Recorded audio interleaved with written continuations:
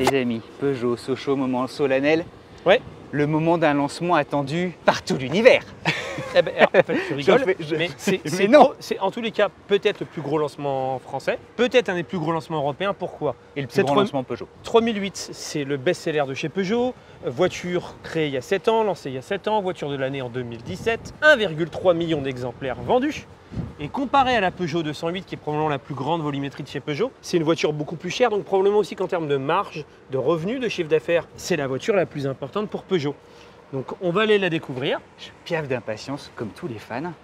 J'adore cette voiture. Voiture fabriquée Made in France, Cocorico, on va aller la découvrir. Et on est à l'usine. On va la découvrir ensemble, vous allez nous dire ce que vous en pensez. En fait, ce que l'équipe du design, la partie pris qu'ils ont pris, c'est d'essayer de repartir d'une coque vide et d'assumer le passé, mais de repartir, de faire table rase un peu. On a évidemment 1001 impressions qui nous viennent en tête. On va essayer de se cadrer. Le premier, on va partir des faits, la petite fiche, de la petite fiche, et on va religieusement écouter le professeur Marty. Je vais m'asseoir. J'ai l'impression. Bien entendu, vous l'avez compris, voiture 100% électrique. C'est la première voiture… Événement déjà, mais a priori c'est le sens de l'histoire.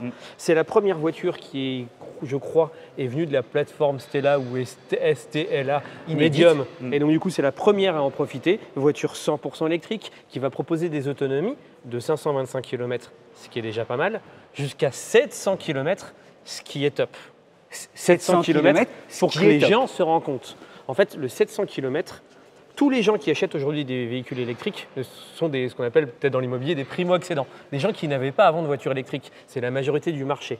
Et en fait, ces gens-là, ils ont une peur, c'est l'autonomie, c'est de tomber en panne. Et quand tu as des chiffres de 700 km, que ce soit rationnel ou irrationnel, tu commences à être rassuré, tu peux te dire je vais partir en week-end avec, et ça mine de rien c'est un marqueur important. Et là, sur son marché, 700, c'est le gratin.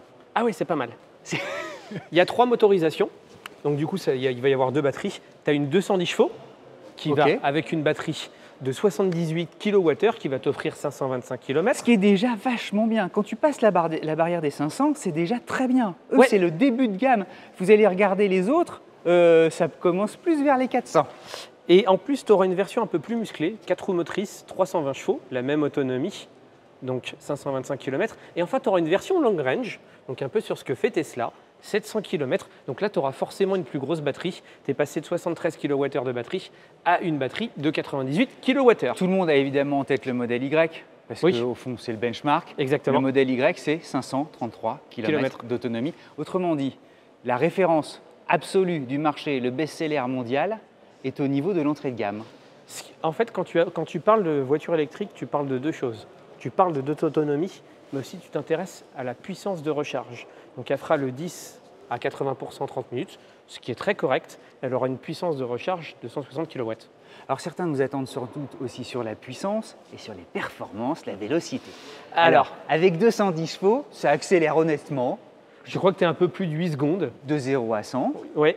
Et avec la version qui fait un peu plus de 300 chevaux, tu descends sous les 7, tu es à 6,4. Exact, voilà. Ce qui est très correct. C'est tout à fait honorable, il n'y a rien à dire. Demander plus serait à mon avis illusoire, surtout quand on le répète. Pour s'extraire au démarrage, une voiture électrique, le couple est disponible immédiatement. Donc tu as l'impression que tu es propulsé quoi qu'il arrive. Exactement.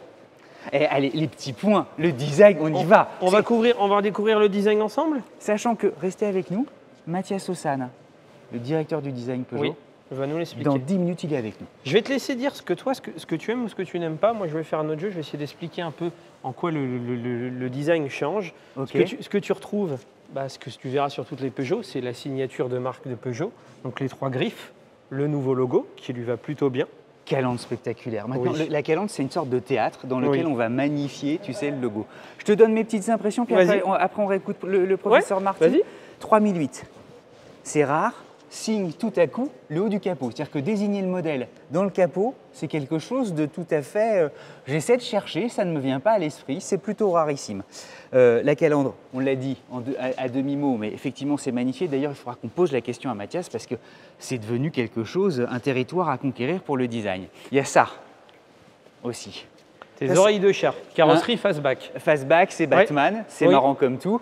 Tu l'avais déjà observé ce processus, notamment 508, 4008, sur d'autres constructeurs aussi. Comme vous êtes sur une carrosserie fastback, ça vous permet souvent d'avoir un arrière un peu surélevé et qui vous paraît un peu plus massif, un peu plus dynamique. C'est-à-dire que ça vient berliniser un SUV en fait. Oui. C'est le côté un peu coupé. Mais là, regarde, l'arrière, il est quand même massif.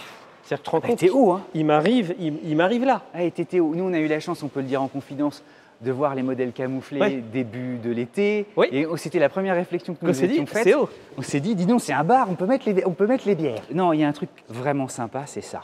Cette découpe ici, c'est intéressant et là, ici qui flotte. Et quand on se met ici, il y a des découpes qu'on aperçoit. Et là, il y a un vrai travail de sculpture. Et ce ne sont pas des sculptures pour des sculptures, tu sais, parce que parfois c'est facile de dire, bon, allez hop, on va essayer d'en foutre plein la vue. Non, non, là c'est harmonieux, c'est chouette, c'est épuré, très peu de chrome, mais ça existe et c'est beau. Moi, ce que je trouve bien… Et je te laisse pour les petits trucs, les trucs qui lèchent là, je sais pas quoi. Ce que j'aime bien, ce que je vais te montrer, c'est que je suis content qu'on en ait parlé. En fait, pourquoi ? C'est en fait, on est dans un monde automobile où le chrome disparaît au profit du noir laqué. Moi, j'aime bien toujours des petites touches de chrome. Je trouve que ça donne un peu d'harmonie à une voiture. Après, chacun ses goûts et ses couleurs. C'est carrément laqué, hein, quand on voit la SI. Ah ouais, là, c'est laqué de partout. Mais sauf que là, cette petite barre, tu vois, qui ne te paraît pas grand-chose, qui n'est pas du chrome, je ne sais pas comment tu veux l'appeler, mais globalement… Anodisé, mais qui fait présence de chrome sans lettres. Ça te casse le noir. Et je trouve ça plutôt intéressant. Pardonne-moi, il y a longueur 4,54 m. Longueur 4,54 m, largeur 1,90 m et hauteur 1,64 m, 1,65 m. Et plus de 510 m3 de coffre. Oui, 520 litres, ce qui est très correct. Ce qui est tout à fait correct, sa longueur permet de la garer facilement. C'est-à-dire qu'elle est 10 cm de moins que la plupart de ses concurrents. Tout en étant tout aussi habitable. On va le voir en ouvrant les portières. Ce qui est curieux, je ne sais pas si vous vous rendrez compte, c'est qu'en fait, normalement, ici, vous avez ce qu'on appelle des lécheurs, je crois. Ouais. Et donc, en fait, c'est rare. Je ne sais pas si je l'ai déjà vu sur une autre voiture. Je n'ai pas souvenir. On cherche tous les deux. Ça a déjà existé. On cherche tous les deux. En fait, là, normalement… Des cabriolets sportifs, je crois. Vous avez des lécheurs qui, en fait, servent à faire couler l'eau. Et là, ils ont complètement disparu. En fait, le joint n'est plus visible et parfois, on mettait même une baguette ou un jonc chromé ou laqué ici. Et là, il a disparu. C'est très épuré, c'est très beau. Alors, certains nous disaient, mais où est-ce que va l'eau ? Vous inquiétez pas, il y a quand même une petite gouttière. Ça ne se transformera pas en aquarium où il y aura des poissons rouges. Vous inquiétez pas. On va découvrir l'intérieur ? On fonce. Allez.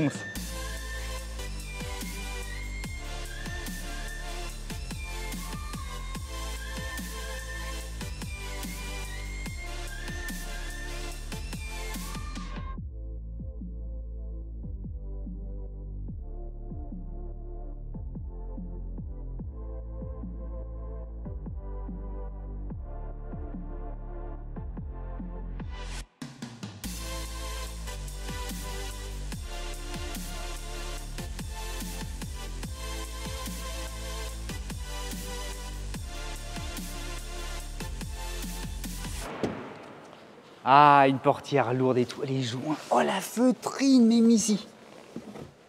Et là, oh là là, on va rester 3 heures à discuter.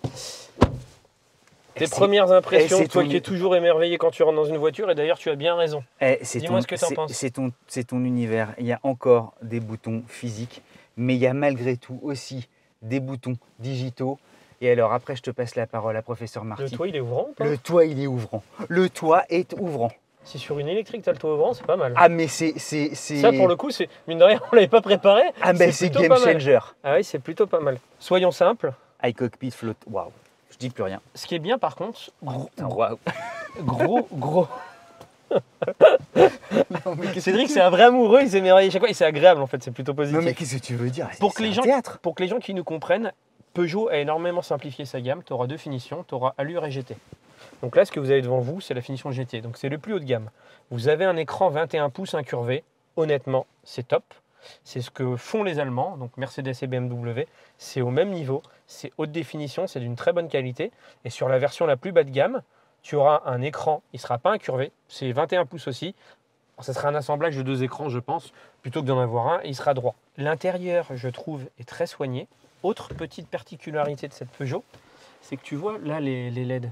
En fait, ils ont fait de l'aluminium brossé, ou je ne sais pas comment ça s'appelle techniquement. Mais en fait, la LED, tu ne vois pas la LED toi-même. La LED vient éclairer cette partie-là. Et reflète. En fait, la partie ambiance lumineuse est beaucoup plus importante que ce qu'on a vu jusqu'ici. Ah non, c'est un spectacle. Et alors les finitions, regarde le travail, là. Évidemment, je passe très vite, mais tout est moussé. Enceinte focale, Guillaume qu'on embrasse. Guillaume de Focal. Là, ici. Ah oui, c'est au BO doigt à l'œil, c'est génial. Ça, c'est les high toggle. Et donc, particularité, la cinématique, c'est assez joli. C'est très joli, à chaque fois il se passe quelque chose. Particularité, normalement tu avais qu'une page. Et en fait, comme les clients aiment bien, et pour le coup, moi pour l'avoir testé, parce que je suis parti en vacances en louant une, pas celle-là, mais en l'ancienne. La précédente. Et honnêtement, le iToggle, c'est assez pratique. Donc là, tu en as 2 pages alors qu'avant, tu n'en avais qu'une. Nouveau volant également. Avec évidemment le nouveau logo aussi, qui est très mignon, qui est quasiment hexagonal. Et plein de petits boutons. Moi, ce que j'avais peur, alors... Et c'est Gran Turismo le volant, ouais. Je me suis fait peur en rentrant dedans. J'ai cru que les boutons étaient haptiques. Alors, c'est la mode du moment. Moi, j'aime pas trop les boutons haptiques. Non, c'est des vrais boutons. C'est-à-dire que quand tu cliques, vous l'entendez de manière... En fait, tu n'auras pas de geste... tu sais que tu n'auras pas désiré, de déclenchement indésiré. Ok. Donc ça, c'est chouette. Honnêtement, ça fait plutôt le travail. Vous avez beaucoup de rangements. Vous en avez là aussi. Ok, vachement bien. Chargeur induction, j'imagine là. Ouais, la boîte à gants, feutrée à mort. Oh là là, génial. Et alors ici, cette barre, tu vois, qui est très jolie aussi, qui évidemment rappelle déjà l'ancien iCockpit. C'est vachement les drive modes, les warnings, le bouton de réglage du volume sonore, c'est top. Les accès directs aux climatisations. Particularité, c'est ici maintenant. Bah, c'est génial parce que ça tombe sous les mains, quoi, et les doigts. Engine Start. Ah, ils ont changé les Komodo. Les Komodo. Les sièges sont très jolis. Et en fait, tu auras les sièges ventilés. Donc ça, c'est bien. Parce que sur cette gamme, c'est pas toutes les gammes qui proposent ventilés. Chauffant, c'est plus classique. Et tu les auras aussi chauffant à l'arrière. Et je crois qu'à l'avant, on n'a pas pu le tester malheureusement. Mais tu as le réglage, tu as un réglage de maintien lombaire. Latéral. Exactement. Et ça, c'est assez rare. Et je crois qu'ils sont homologués. Les sièges d'ailleurs, on va regarder ensemble. Est-ce que normalement, ça va être là? Bah voilà. RGR Confort, en fait, c'est une norme allemande. Ok. Qui veut dire grosso modo que tes sièges pour te la faire coûte sont très très bien. On se met derrière pour montrer justement l'espace habitable, sachant que les sièges avant ont été réglés pour nous. Oui, ils sont très avancés les sièges. On les a vraiment avancés exprès pour être ultra confort et pour les faciliter le tournage. Déjà, première crainte, quand tu es dans une carrosserie fastback, souvent elle peut être redescendante vers l'arrière. Et donc ça peut te sacrifier un peu la tête. Moi ou... Non, je pense qu'en fait elle est redescendante que plus loin. Ah oui, t'es vachement bien, on fait tous les deux 1m80. Ouais, toi t'es un peu plus grand que moi. On a une jolie vue aussi, vous voyez, on n'est pas claustro. Souvent il y a des sièges trop enveloppants à l'avant qui vous masquent la visibilité sur le pare-brise. Là, on est là. Ouvrant électrique, c'est vraiment un gros plus. Super idée. Et alors les finitions sont top. Les petites poignées que moi j'aime bien à l'avant comme à l'arrière, c'est tout bête, mais moi c'est un truc important. Oh là là là. Non mais tu sens le travail. Pardonnez-nous. Hein, on découvre avec vous. Voilà, on a les yeux de l'émerveillement, mais parce que ça fait partie. C'est toujours une chance. De la découverte d'une nouvelle voiture. C'est toujours une chance de découvrir une nouvelle voiture. Les feux arrière surtout aussi, quand c'est une rapidos. Les nouveaux. Le coffre, les 520 cm3. 520 litres. Ça fait... Ah en plus il y a un petit peu de place dessous aussi. Cubique comme il faut. Nickel. Et il y a un boulot. Bon, tu vas aller voir Mathias. Et hâte d'entendre notre conclusion. Et après, on dira ce qu'on a pensé de ce mais on fait restez avec nous. D'abord Mathias. Mais bon, on est quand même content. Allez, on fonce voir Mathias. Restez avec nous.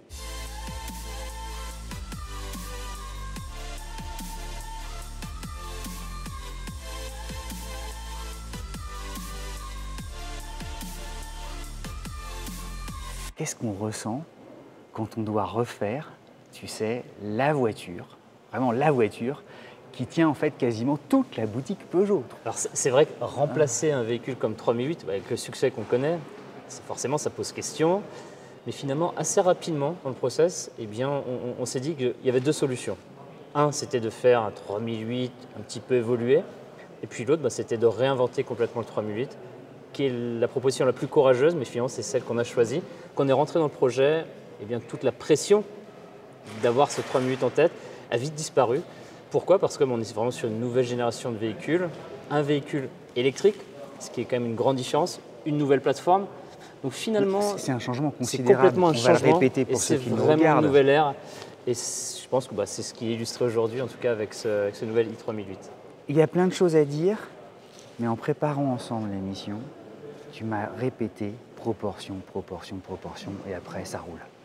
Les proportions, pour moi, c'est vraiment les fondations. C'est comme les fondations d'une maison. C'est-à-dire si on a des bonnes proportions, n'est pas obligé de surcharger, ornementer le véhicule. Et c'est vrai que dès le départ, moi c'est quelque chose sur lequel j'ai énormément insisté, aussi vis-à-vis de la plateforme, c'est-à-dire que ces fondations, cette structure, cette nouvelle plateforme nous permet d'avoir ces belles proportions. Et c'est pour ça que d'un point de vue langage formel, finalement, il n'y a pas une surcharge esthétique, il n'y a pas une surcharge de décor non plus. Et je pense que le succès, en tout cas, de ce nouveau 3008, il est là aussi, par une certaine pureté globale, parce qu'on a des belles proportions. Il n'y a pas trop d'artifice en réalité. On regardait ensemble, là, ici en bas, souvent, on vient remettre une sorte, tu sais, d'ajout en carbone ou en chrome. Là, il n'y en a pas, c'est laqué et ça fait le job.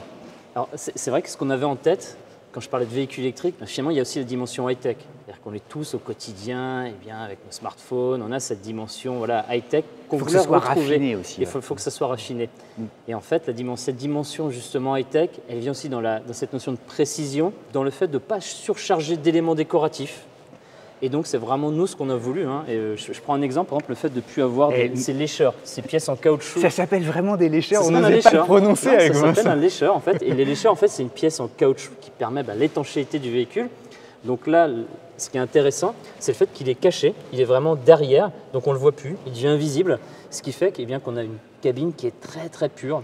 Et ça, honnêtement, c'est une petite fierté parce que forcément, c'est beaucoup d'heures de travail avec les ingénieurs. Mais en tout cas, la perception sur la silhouette, encore une fois, on est sur quelque chose de très très clean, très net. Et c'est vraiment ce qu'on a cherché en tout cas dans le dessin global de ce nouvel 3008. Il y a un côté, tu me corrigeras, mais il y a un côté fond perdu. Je sais pas, tu vois, c'est hyper beau. C'est très net en fait. On a juste le vitrage et le métal. Donc finalement, c'est des matériaux nobles. Et là, on veut juste mettre en scène ces belles matières. J'espère que vous allez être copié parce que ce sera un hommage. Tu vois, peut-être que ça va donner tout à coup une sorte d'élan à toute l'industrie. Il y a quelque chose aussi, alors il y a la fameuse oreille de chat, il y a un côté un peu Batman, c'est marrant, mais il y a aussi tout à coup un travail de sculpture ici qui est totalement ouvert ici, et quand on se met à ton niveau, on se dit waouh, là on dit ils ont bossé. Et alors, ce qui est intéressant en tout cas avec cette sculpture, alors là, ce qui est vraiment, et ça moi c'est une de mes parties presque préférées, c'est que finalement, encore une fois, on est presque dans de l'architecture, c'est-à-dire que c'est vraiment deux pans de verre qui viennent s'accoster parfaitement. Et donc c'est très très net, ça magnifie la silhouette face-back aussi. Et en effet, on retrouve ici cette prise de lumière. Alors ce qui est intéressant sur cette prise de lumière, c'est qu'elle vient appuyer sur la roue, c'est-à-dire qu'on désépaissit tout l'arrière grâce à ce triangle qu'on retrouve ici, ce triangle de lumière. Et d'ailleurs, c'est un fameux triangle qu'on retrouve sur l'avant du véhicule. Et donc ça permet de ramener finalement toute la masse le plus près de la roue. Et ça, nous, c'est vraiment quelque chose qui nous a vraiment nourri tout au long du projet parce que on retrouve une dynamique qui magnifie la silhouette fastback et quelque part qui désépaissit en tout cas l'épaisseur du véhicule. Le Trek, il y a énormément de choses à dire, mais il y a aussi énormément de choses à dire à l'intérieur. Et comme le temps est compté, on passe à bord avec toi.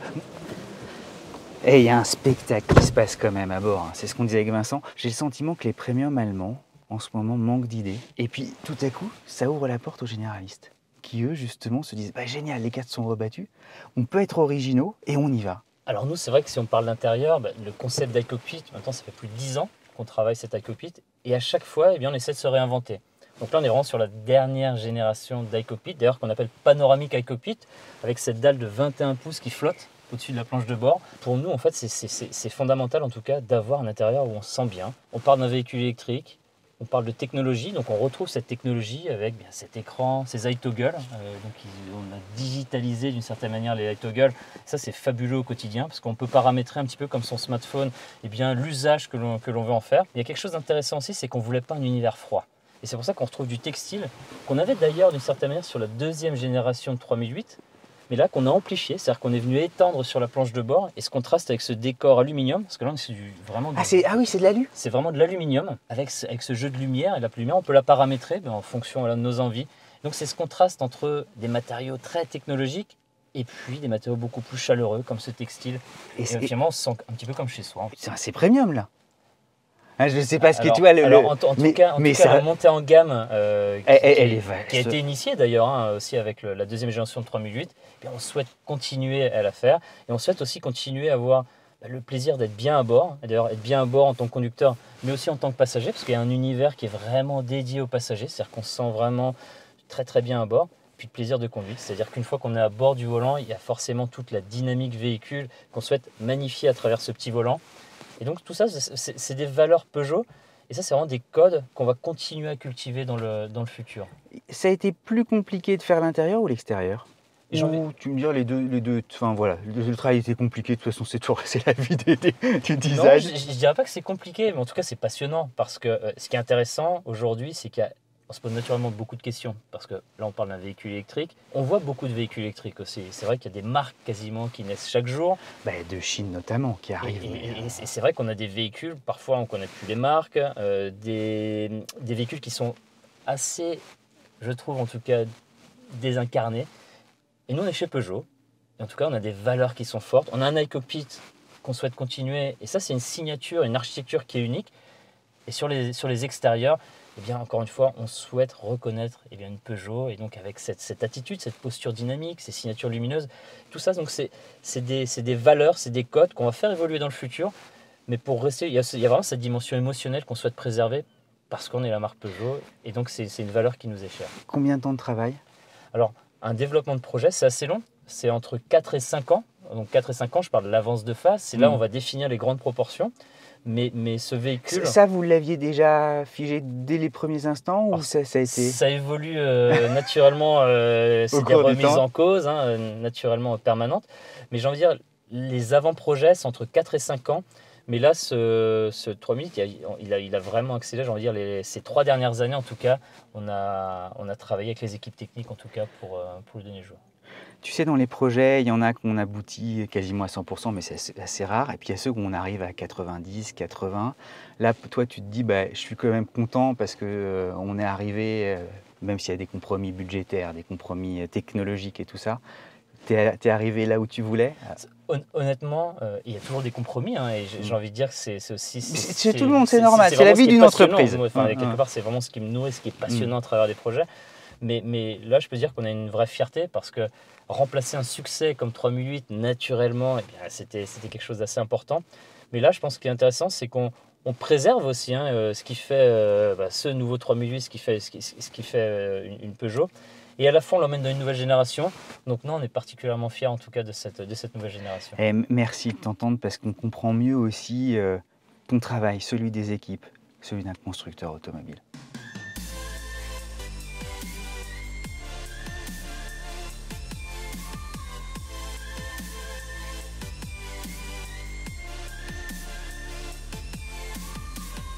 La vidéo touche à sa fin. Conclusion, tes impressions, qu'est-ce que tu en as pensé? Dis-nous tout. Je vais faire une confidence. Quand on doit renouveler un best-seller, oui.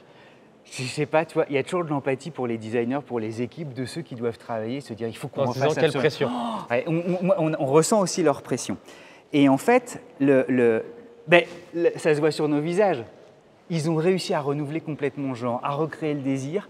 Le fait qu'elle soit 100% électrique, 100% électrique avec les performances qu'on lui connaît désormais. L'autonomie, c'est très bien. 700 km, c'est très bien. Qu'est-ce que tu veux dire? Moi, la conclusion, c'est waouh. Voilà. Faudra attendre les prix. Alors, toi, tu es toujours émerveillé et tu as raison. Moi, je suis un poil plus mesuré. Je trouve que l'exercice est réussi parce que, comme tu as dit justement, renouveler un best-seller, c'est quelque chose de très dur. L'autonomie, impressionnée. Je ne pensais pas qu'ils allaient chercher 700 km. Gros coup de cœur pour l'intérieur.